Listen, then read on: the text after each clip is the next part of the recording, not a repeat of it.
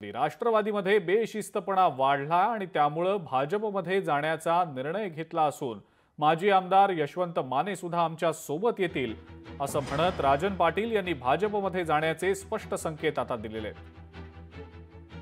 तर मी छोट्या माणसाबद्दल बोलत नाही असं म्हणत राजन पाटलांनी उमेश पाटलांवर टीका देखील केली आहे।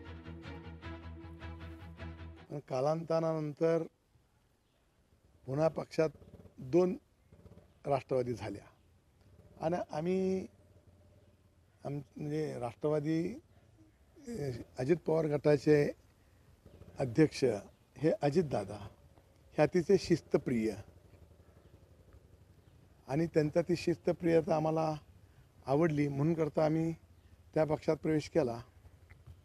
परंतु पुन्हा असं लक्षात आलं की अध्यक्ष केंद्रीय शिस्तप्रिय परंतु या राज्यात मात्र त्या पक्षामध्ये बेशिस्तपणा फार वाढलेला आहे, तिथं शिस्तच राहिलेली नाही। लोकशाही मराठी ऐका, पहा, जागरूक रहा।